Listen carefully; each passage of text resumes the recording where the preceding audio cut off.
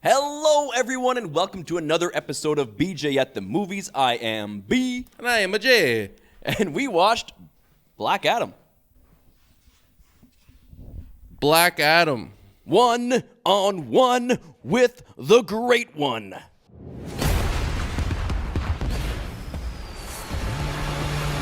If you smell what The Rock is cooking. So this movie, Black Adam, is about a superhero, and that's all you need to know. It takes place in the made-up land of Kandar? Kandak. Kandak? Well, basically, all the people of Kandak are enslaved because the king wants to dig up some super haunted special magic diamonds or something. I don't know. I don't really know what they were called. Super secret crystals? And eventually, this child who's enslaved leads an uprising. Everyone throws up the rock, Rockefeller. When they want to all get together and take over the king, they grab this kid. They want to kill him, but he squeezes this thing. Super secret crystals? These magic wizards give him like the powers of the gods. He can't control them. Put him away in a tomb for a while, and then 5,000 years later, he comes back as the Rock. That's pretty much it. All of his backstory and any history of him, just to give you an idea of who he is, where he came from, his powers and everything. They cram it into 2 hours. 90% full of action, more than story. Don't expect too much from this movie as far as depth, as far as making you feel emotionally connected to any of the characters. We get introduced to a new team. The Justice Society. Well, an old team, but new to me. I didn't know who they were. Hawk Dude and Helmet Head and all these people. Wind Girl, Big Man. Like Pierce Brosnan's in the movie. He plays Dr. Fate. Oh, Dr. Fate. Dr. Fate. So I'm like, is this like a ripoff Doctor Strange? But I looked it up and I'm like, oh, he came before Doctor Strange. And then you have Atom Smasher. Atom Smasher gets really big. Cyclone, who is a woman that just spins really fast. Colorful tornado that comes at you. And then the main leader, I guess, of Justice Society is Hawkman. The people surrounding Black Adam all seemed like jobbers. Yeah, I feel like that's one of the things that's missing out on this movie is, like you say, there's like 90% action. It's all action all the time. If they gave a little bit more time for these relationships to grow and build and give us some more backstory, I think it would have helped a lot.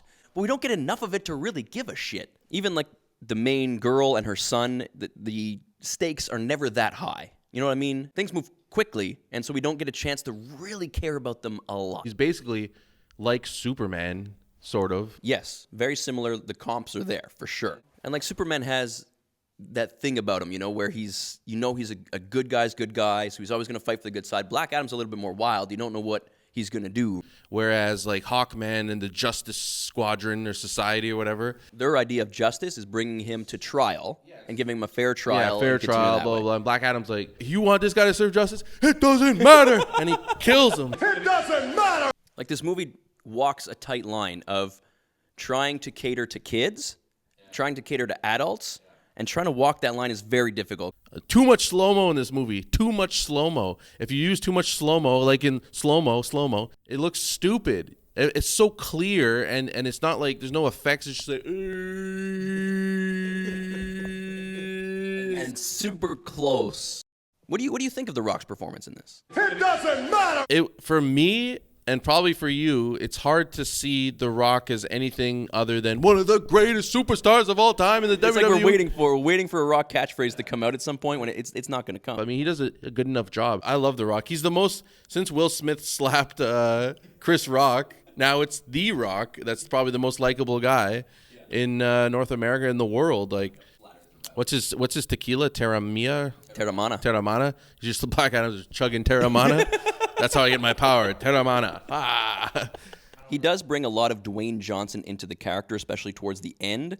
I feel like his performance gets better as the movie goes. Dwayne Johnson is still such a natural on camera, He looks like a star. Looks always. like a star, moves like a star, all of that stuff. The thing with these superhero movies for me is like they always want to take you out of whatever's happening, the tense moments, the action moments with a stupid joke, or they put in some popular pop song or some love song.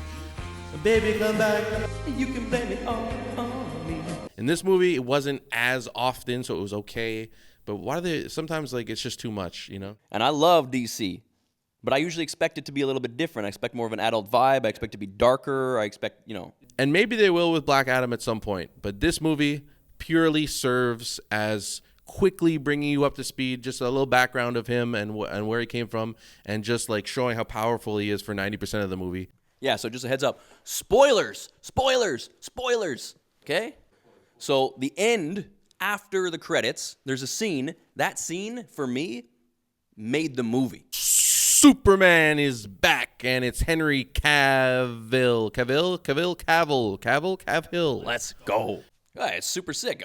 Super sick. Super Mario. Super. Theme of the day, super.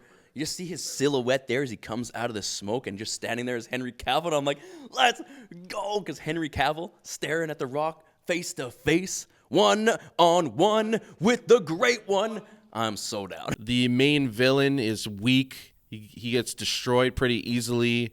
He goes to hell, and the devils of hell give him all their powers, and he comes up and he gets his ass kicked by a bunch of scrubs, by a bunch of jobbers, and then he gets finished off by Black Adam, and there was never any doubt. There's no real competition for Black Adam. I mean, Hawkman's not holding down Black Adam. I mean, The stakes were never that Dr. high. Fate's not holding down Black Adam. Cyclone is not doing it. Atom Smasher, they're all garbage compared to Black Adam. So normally in these things, I like to say, is this a must-watch movie or not? No, this is not a must-watch movie on my list. It is not a must-watch for anyone. Is it a must-watch for superhero fans? Maybe. If you are planning on seeing the next one, yeah, I definitely recommend seeing this. Now, I wanted to start doing something a little different. I want to give it stars. I don't usually... It's not very different. Is there anything other than stars? Flames, because, Ginger Heat. I don't know. Yeah, How many emojis. fire emojis? So is this 2.5 fire emojis? I think I'm going to go with that. 2.5 fire emojis out of 5 on this one. I don't know. It could be a 3 fires. Like, it's not a terrible movie. It's not a bad movie. It's just missing a lot. So how many fire emojis? 2.5. It doesn't matter how many fire emojis. 5.5. I don't know. Is that kind of low? Let's say 6.1. 6.1. Yeah, that's more fair. 6.1. So in my greatest Chris Pratt Mario voice, I'll wrap this up. That was Black Adam, a movie that teaches us as long as you got The Rock, you'll probably make money even if it sucks. That was B. I'm a J. Good night.